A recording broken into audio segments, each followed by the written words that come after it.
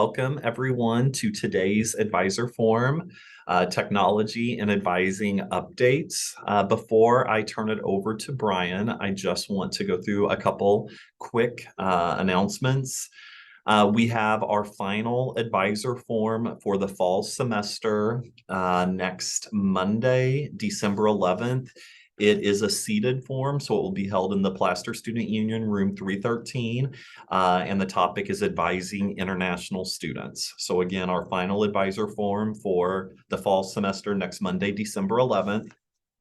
If you have an idea for an advisor forum for the spring 2024 semester, you are welcome to email me your idea, or you can post on our website. If you go to the information for advisors on the Academic Advising and Transfer Center website, there's a web page where you can enter your suggestion for an academic advisor forum.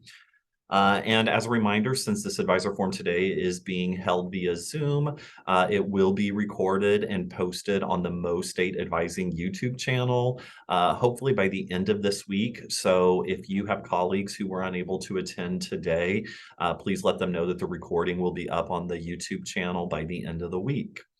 Again, I hope everyone's having a great fall semester. I know it's crunch time with trying to get our advisees in and making those phone calls and sending text messages for those students who have not yet registered for the spring semester. So keep up the good work, everyone. I know that there's still a couple advisees that I have that I've not been able to get a hold of. So I'm doing the same thing that many of you are doing as well. Again, thank you for being here today. Brian, I am going to go ahead and turn it over to you, and you can introduce the speakers that you have joining us. Sure. Thank you, Ross. And thank you everyone for attending the Advisor Technology Forum. We do this often, usually once a year, thanks to Ross inviting us, and we love to have the opportunity to talk to everyone in the advising community. We know you all are kind of the first line of working with students, often with faculty in your departments, so we'd like to get this information out there. And we also like to just kind of show our faces and know that we're still here to help you guys. Anything that you have related to technology, you all are always welcome to contact me. And even if I can't help you or don't know exactly what's going on, I can usually find the person who can. So I'm going to go ahead and share my screen, and we'll talk as we go with the other folks that are joining me today. Give me just a second. Okay, can everybody see that? Okay, great. So let's get started. So on the agenda today, we're going to do introductions, and we'll do that here in a minute as we go through the different topics. We're going to talk a little bit about the experience installation that happened earlier this year. We're going to talk a little bit about the cloud migration and also the Grails 5 upgrade, and I'll explain what those are as we get to them. Christy Otting, the coordinator of user support, is going to talk about IT support services and some Windows 11 updates that some of your departments probably should already have a handle on, but just to kind of give you some FYI about it. She's also going to talk about new account terminology that we're rolling out to campus to hopefully make things a little less confusing for everyone. Lacey Geiger, who is a systems analyst who works for me, is going to talk a little bit about BrightSpace, which is this little application that'll be coming on to the campus pretty soon. Actually, it's there a little bit now, but it will come on in a big way pretty soon. Then I'll talk about a few miscellaneous news and updates that you may or may not have heard about, or you may have questions about. And then finally, I'll give you guys a chance to talk to us about any questions that you have or comments about technology or anything that we're related to. Okay, that sounds good. We'll go ahead and get started. So to talk a little bit about the experience, cloud migration and Grails 5, I'm going to kind of go through some of that. You may have heard some different rumors about it or whisperings about it. I'm here to kind of clear that up if I can. So first of all, the experience portal, it went live spring of this year. I know that every single one of you in this call right now have had some run-ins with it, and you do probably every single day. Just to kind of give you an update, Ellucian, which is our vendor for Banner, which is our main student information system, that they own Luminous, which was the previous portal application. They deprecated that, which just means that they said, we're not going to support it anymore. You need to move away from it. we basically went to Experience, which is the other product that is provided by Ellucian. Overall, it's a good change. It resulted in better mobile responsiveness. What that means is basically if you pull it up on your phone or a tablet, it looks good and it performs well, even in those smaller screens. So that was a really big win for it. It also is better accessibility than Luminous did. We know that it was a bit of a challenge going live with it. It didn't work the same. It's a little bit harder to find things. Once you get the hang of it, it works pretty well and it's pretty easy to get around. And of course, as our students come in and they cycle through the process, that's all they're going to know. So hopefully by that time, it'll be pretty ensconced in the campus. There's also a new mobile application that you can download from the Google Play Store or the Apple Store and actually get it down on your phone.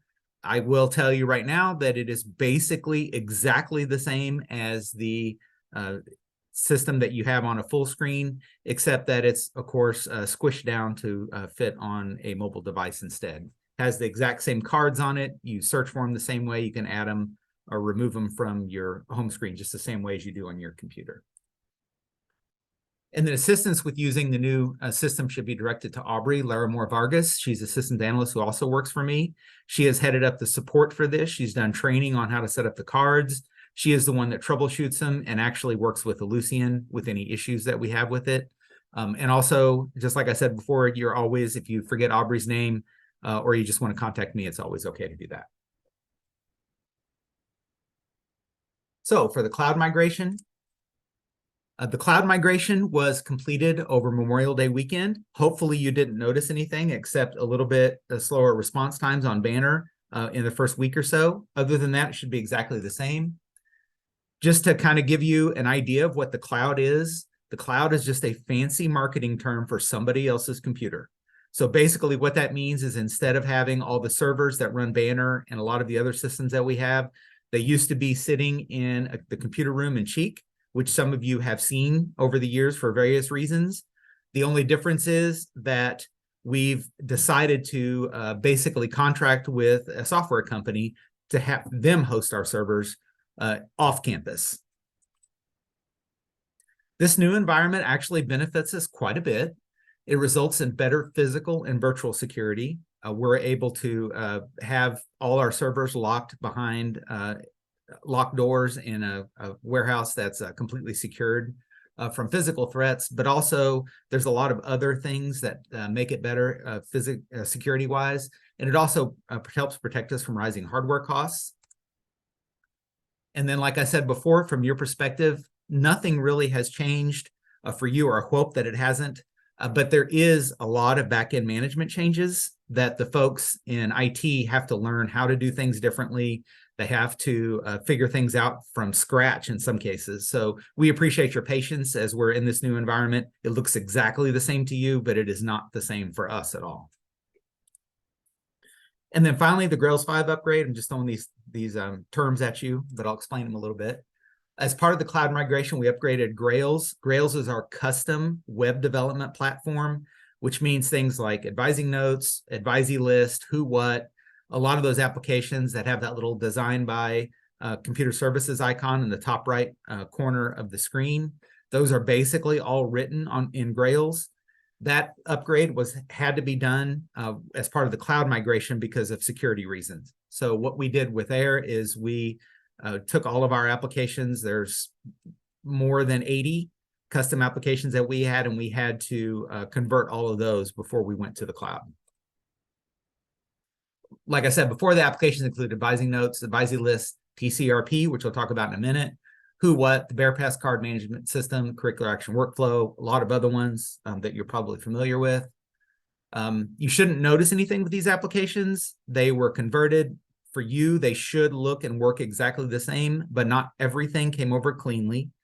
In particular, TCRP did not make the transition very well. It's a very complex application, and some of the features on it aren't working correctly. We're basically going through and doing what we call a rewrite, which is just changing the code, kind of looking at the overall design and just basically redoing the code on it.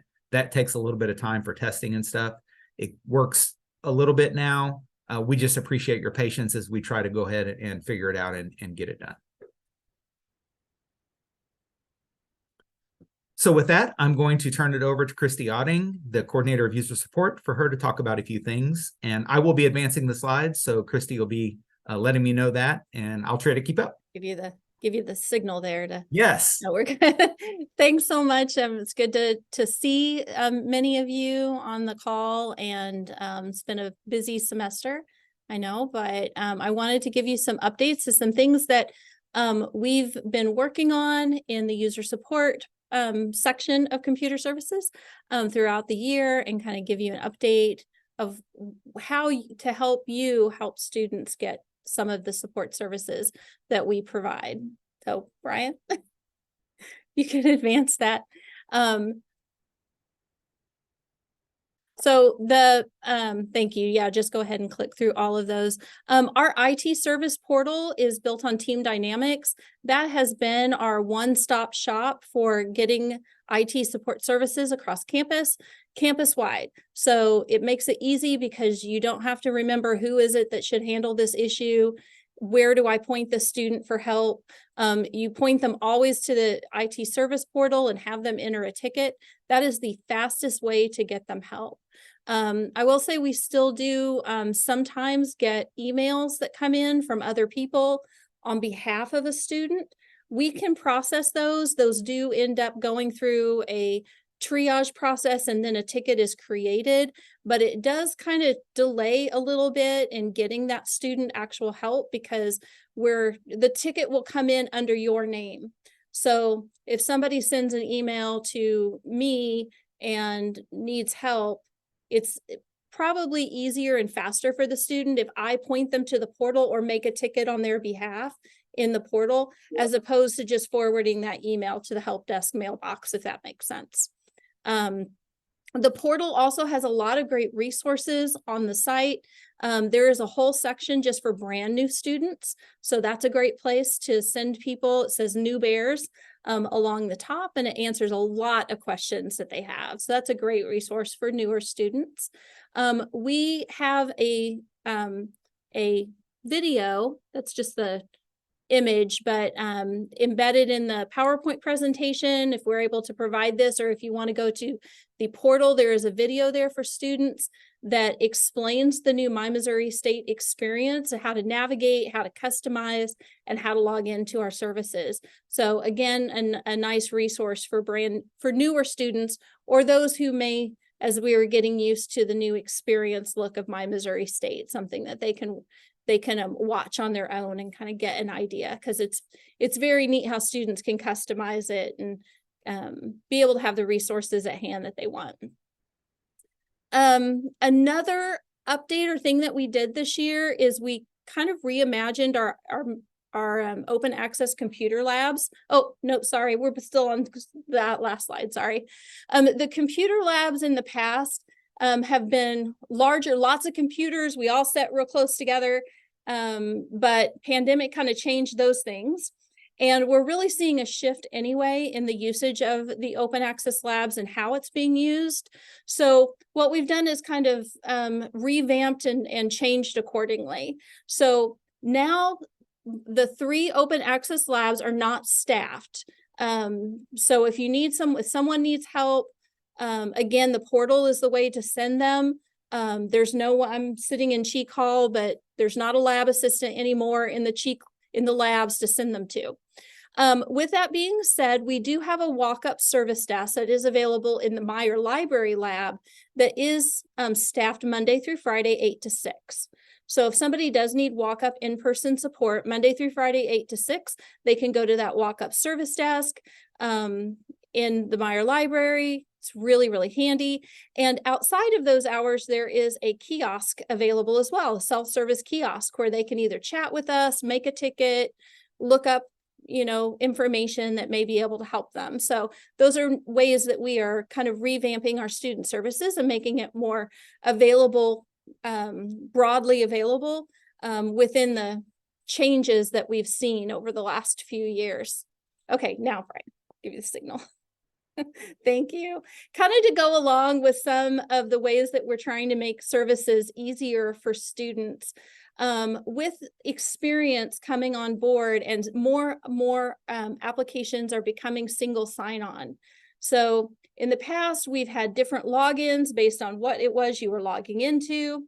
When we started with Office 365, we even had a different password, right? Students had a login and password for that resource as opposed to their login and password for My Missouri State. And we ended up having to have a lot of different terminology to be able to explain exactly what we were talking about. It became kind of a little confusing. I would say a lot confusing. And then as we are trying now to get more and more things single sign-on, My Missouri State was one of the big ones. Soon with BrightSpace, there will be that will be another big one that will go single sign-on. And as Office 365 kind of meshed with our other services, we now really only have one login and one password for students. So to make things easier, we're going to take all of those terminology that people used to call things, and they got really creative. So these are just a few that I know of that people called some of the older types of parts of your account. But there are some more creative ones, like, but now basically whatever you used to say, now just say Missouri State. So it's your Missouri State account, it's your Missouri State password, it's your Missouri State email. Pretty much just across the board, we're just kind of removing everything else and just saying Missouri State. So if you have any questions about that, let me know. Any letters that you may have go out, you might want to review those. Any forms that you might have created, you might want to go through that. Brian and his team are working on making sure that all the Grails applications and things are up to date, and all of the systems with admissions are up to date. So this is the terminology that students are going to see. And so, we want to make sure that we're consistent across the board and make things simpler, not more confusing by adding more. So just let me know if you have any questions about that. And this slide has a handy link to that guide that's in our knowledge base that explains what each of those are and how they are used. So I'm ready. The last topic that I had to talk about was more geared toward you as employees at Missouri State. Windows 10 is reaching end of life in October of 2025. That seems like way in the future, but as we know, time really has a way of sneaking up on us. And we have been working hard through this year to prepare for this. Go ahead and advance if you want to through all of those. Brian, thank you. We have already replaced the lab and classroom computers with newer computers that can run Windows 10. And we are starting to work department by department with every area to help them get a plan to replace computers that will now be not compatible with Windows 11. So far, we're running about close to 40% of the devices that we're coming across are not compatible. What that means is they're going to have to be replaced. There's not an option. We can't the time where we can extend things or, keep things running or, kind of Frankenstein something together to make it work on the network are gone. As of October 2025, if it's not running Windows 11 and compatible and compliant, it's not going to be working.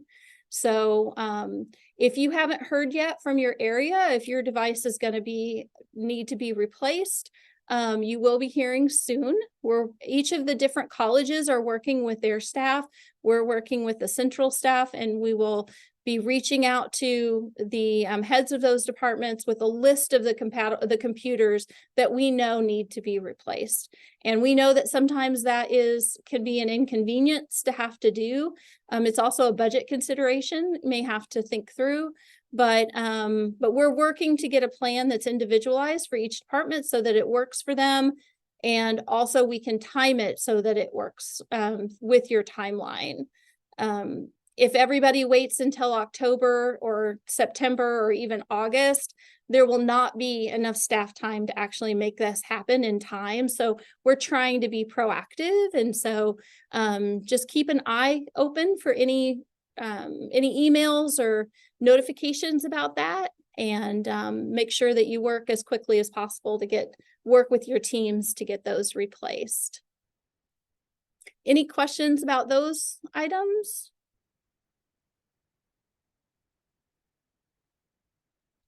Perfect. Thank you, Brian. Yeah, thank you very much, Christy. One thing I did want to point out was the terminology changes that Christy talked about. That may seem small, but it isn't. I think that it's really important that you try to internalize that terminology and try to use it. Pull up that, I think in the slide deck, which I'll share with Ross and he'll pass out to you guys, there's a link to an article that talks about that. And as more new students come in, you know, as you guys know, probably better than anybody on campus, how important it is to kind of speak their language. Christy has kind of taken the leadership role in getting this rolled out on campus. I will tell you that when I first started here 20 years ago, I counted up one day, I was so frustrated when people were telling me, you know, private ID, you know, Missouri State ID or SMS ID at the time. And it took me for the longest time to figure out exactly what they were talking about. And I counted up 17 different names for the exact same data element. That's not okay, because it's confusing. It confused me, and I was in IT. You can imagine how the students would feel. So take that, internalize it, try to use it. I know it's different, but try to do the best you can with it. So thank you, Christy, for that. So next up is Lacey Geiger. She is going to talk a little bit about BrightSpace and where we are with that and where we plan to be and what the timeline is. So, Lacey. Hello, everybody. As you may have heard, the university is in the process of moving to a new LMS. So just to kind of give you a sense of the time frame with this, we signed a new contract over the summer. We worked very hard to get a few things up and running for early adopters for fall. We had a group of 50 faculty that were able to participate to some extent during fall. About 35 of those taught live classes, and we're really appreciative of that group who got in and jumped in for us, gave us some feedback on ways to kind of streamline and improve a few things. So we'll have those improvements ready for spring. Right now, only people who are on the schedule teaching have access to BrightSpace. We don't have that rolled out to all faculty yet. So I know we've got kind of a mix in the advising group. I will have access rolled out to all employees here before the end of the semester. Just kind of had to prioritize academic needs. So the screenshot here is just kind of that overview from a learner perspective specifically, just so those of you who haven't seen it kind of have a sense of what this looks like. BrightSpace is a very clean platform. It is mobile responsive, so whatever device a student is using, it will scale up or down to make sure they still have everything they need and it's still accessible to them. Very screen reader friendly. They are very, very proactive in their accessibility tools. It's been really fun to see something new. There's also a companion app. I did not put a link in here, but I'll make sure that we get that in the knowledge base so it's easy to find. Brian, we can jump into the next slide. So I wanted to cover really quickly how students will access BrightSpace. We have duplicated all of the same things that they had for Blackboard. So they can get there through direct URL, they can get there from the link on the Missouri State homepage, and they can get there through the card and experience. Now, their exact process may be a little bit different. I like to really encourage students, though, to know that the card is not their only option, because we do have times that that particular system might be down, but BrightSpace itself might still be up and running, and we want to make sure students can get to their materials as they need them. So that'll be something we continue to spread awareness through student groups as we're talking to them too. Good, on the next slide. So as Christy said, we're using Missouri State account as our terminology. This would have been Office 365, Microsoft account, what have you. We're trying very, very hard to streamline this so that it will be consistent for them. If they are already signed in, they're already in the portal, they're already in their email, when they hit that login with Missouri State account button, it should take them directly into BrightSpace. It should not ask them to sign in again. But just so that everybody is aware of how they're going to go about that. We're trying to stay consistent on our terminology. As I said, we're currently access limited. That's just a temporary thing as we get our processes synchronized to get all users into the new system. Next slide. One of the coolest things about BrightSpace is that the support is baked directly into the platform. So in the bottom right corner of every page of BrightSpace, you will see this little support icon, this little virtual assistant chat. So when a user clicks on that, they'll be asked, what's their question? They'll be prompted with a couple of categories that they can choose from if they need to. Or they can just say, no, I have a different problem and explain what they need. So first off, if the virtual assistant can help with something like, here's an explanation of how to submit an assignment, provides a link to the knowledge base. Does that help? A student can say, yes, that answered my question, or no, I want to talk to a person. They can do phone, email, or chat support 24/7. While we are very, very good, I just can't manage to stay up the 24 hours to help everybody. So the team at BrightSpace has been phenomenal. They work very, very closely with us. So it's not going to be, a black hole that the question gets lost in and never gets back to us if they can't help, especially for things like, I just don't know how to log in.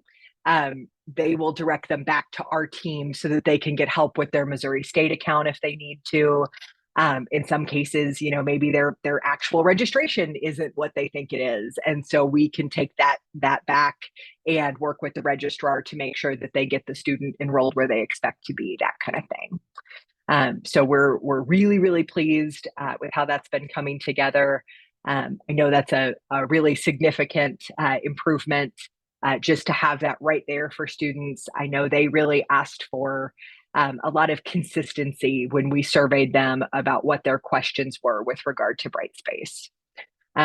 We are still pretty early on in rolling out the not directly academic course tools. We had to kind of take things in stages. So we had our early adopter crew this fall. We're making some refinements to the system. For spring 24, faculty will have the choice of whether or not they want to jump into BrightSpace or they'd like to stay with Blackboard for the semester. With that being the case, we are just creating those sections in BrightSpace. They will be there ready for any faculty who wants to use them. We expect to have those available to all faculty this coming week. So we have some communication that will be going out to everyone who's teaching in the spring, kind of suggesting what they should do if they're in BrightSpace.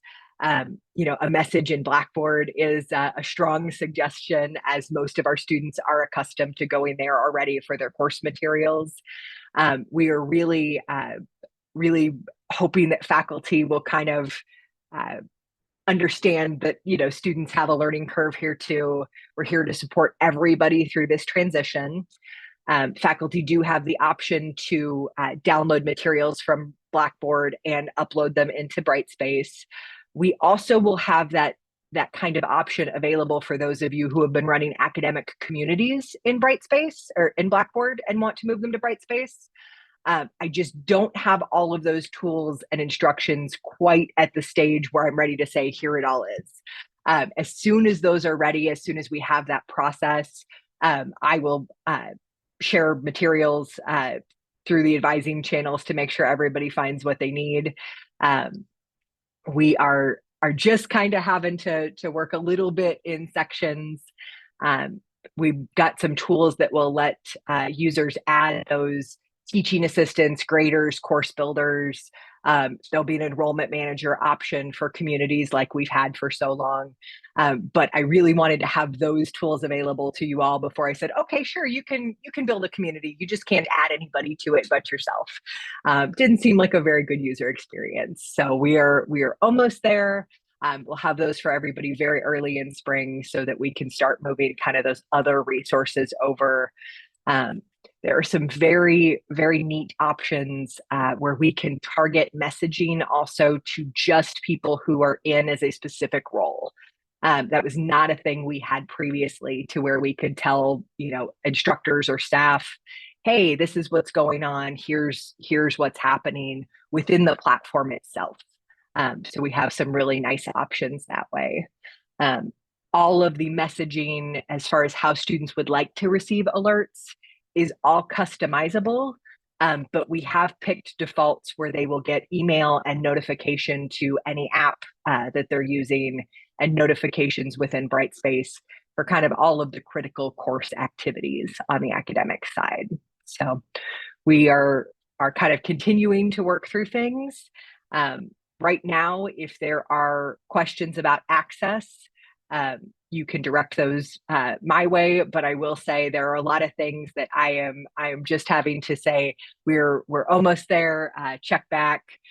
So for a lot of the advising resources, I'm afraid that's going to be our answer just until the start of spring, when we can get those tools rolled out for you guys. Happy to answer any questions you have about platform or planning overall. And I appreciate getting a chance to talk to y'all.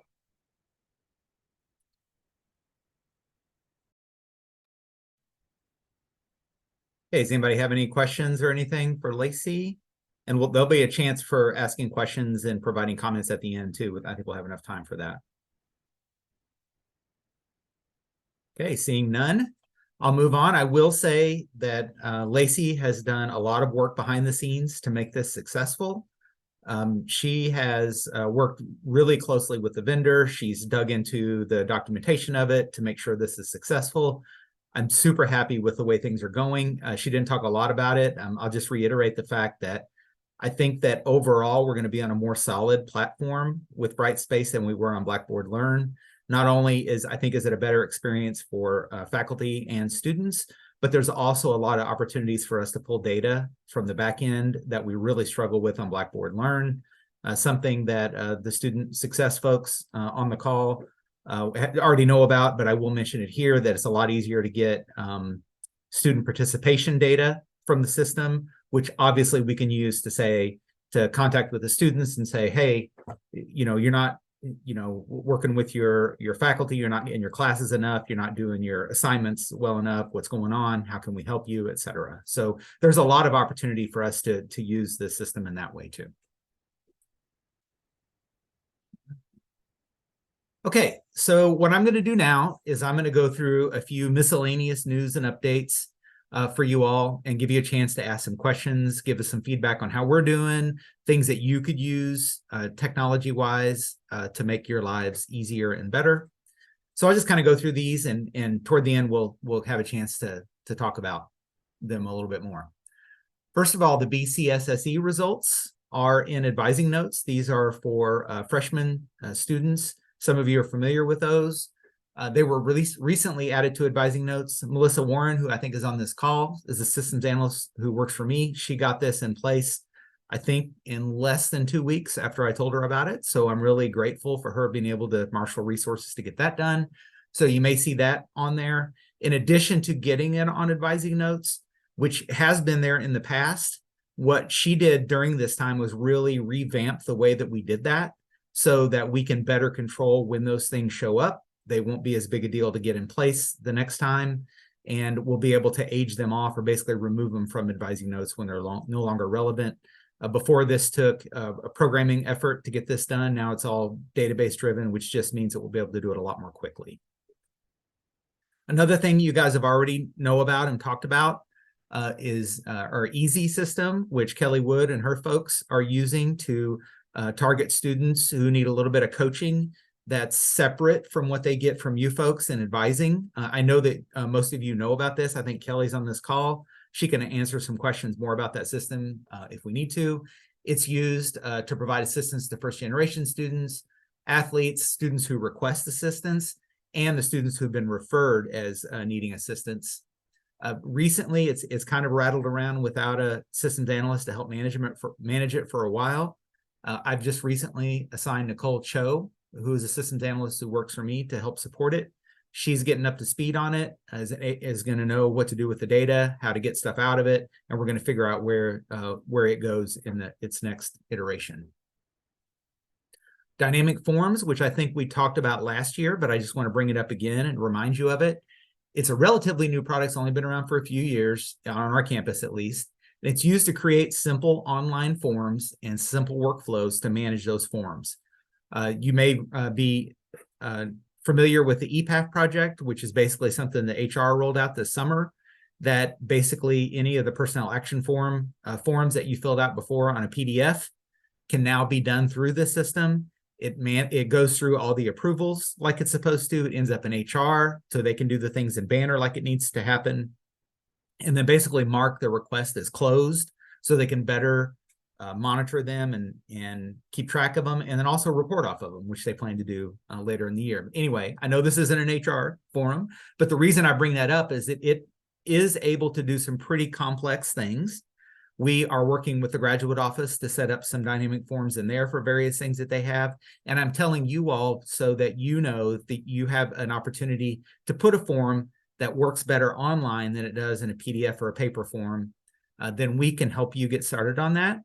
And if you do need help with that, Aubrey Larimore Vargas is a systems analyst who works for me, and she is the one who's been training a lot of areas on how to do this, and also kind of putting these things in a queue to get them done by my team, if that's what we need to do. It is a system that's set up theoretically for anybody on campus to just use it on their own and set things up on their own. But we also know that it's more than a lot of people want to take on. So we're happy to help you do that and happy to help advise you on whether it's possible to do it in your case or not. I think we've talked about this one too, but I also want to remind you again, Presence is the student engagement software that we have on campus. We've had it more than a year, I think a couple of years now. As you all know, as well or better than we do, engagement with students on campus is one of the best predictors about whether they're going to stay on campus or not if they're involved in the campus community. And this is one way to track that. A little thing that you may be hearing us talk a little bit about is something called Ethos.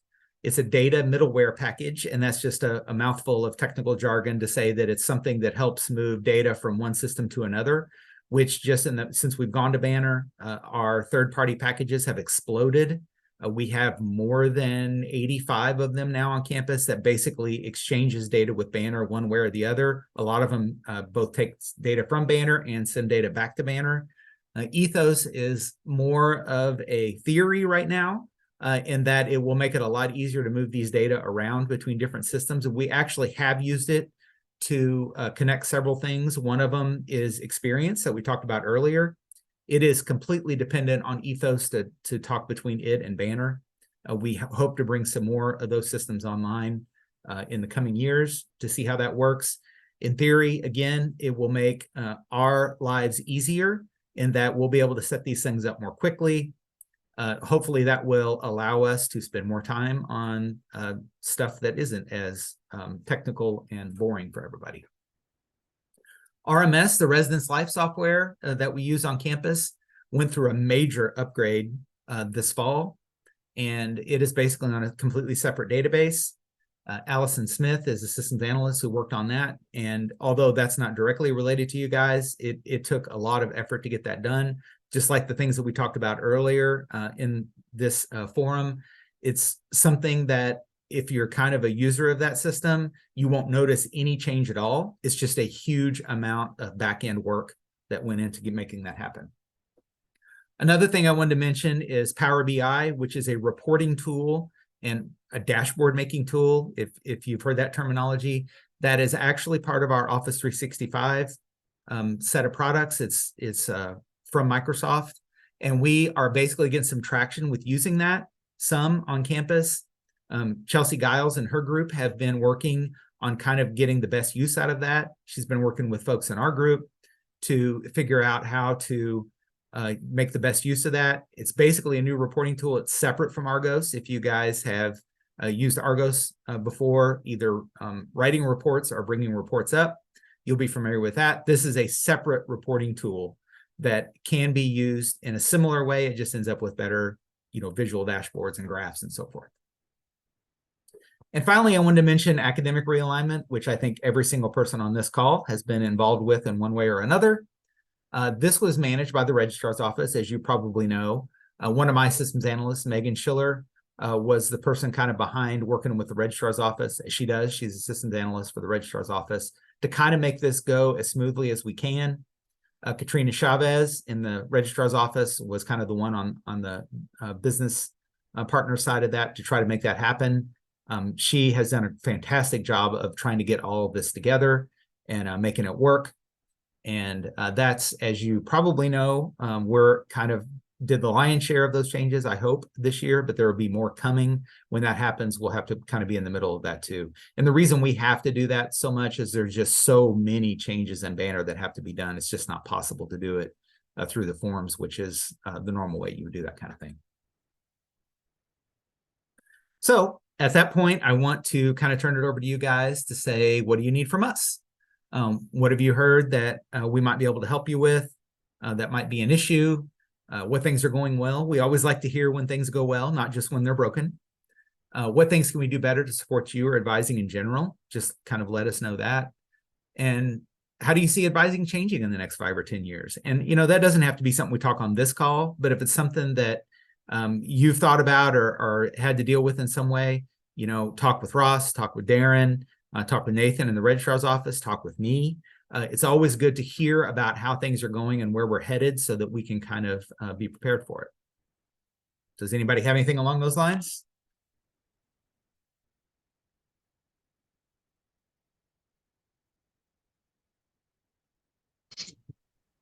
Brian? Yes.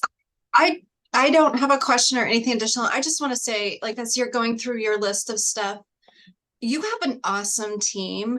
And I know they all work very, very hard. I work mostly with Melissa and Megan, but and Aubrey too. But my goodness, you have an awesome team. And I just thank you and all of them for how much you guys help us.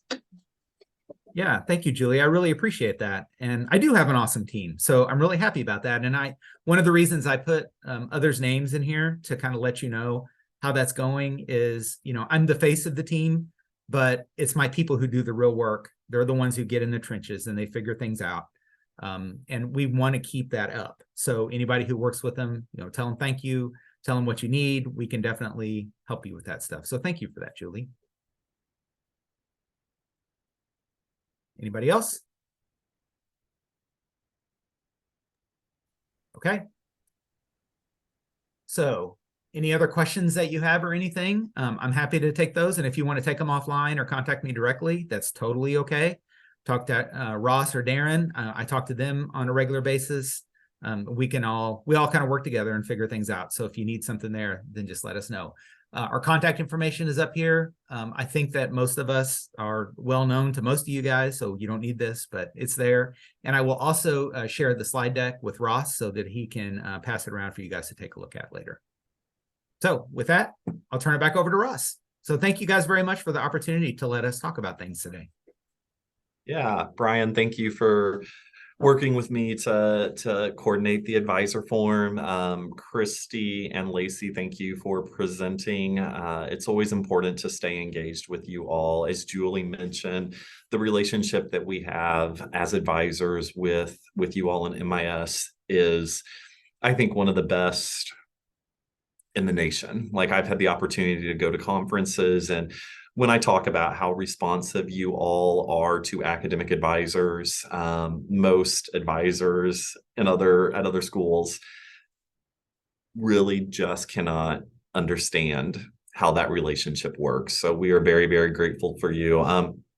I will give a shout out to Advising Notes. Brian, you mentioned the Bessie survey being there. That's an important indicator for us as advisors to look at. Again, it doesn't necessarily, we don't use it to fill the entire advising appointment because we just don't have, 30 minutes to go over everything in that report. But there are really great indicators in there, especially for students that mention that they do not plan to graduate from Missouri State or they don't plan to stay at Missouri State. That's really been something that I've been able to focus on and mention to my advisees to learn more about their future plans and why they indicated that on that particular survey.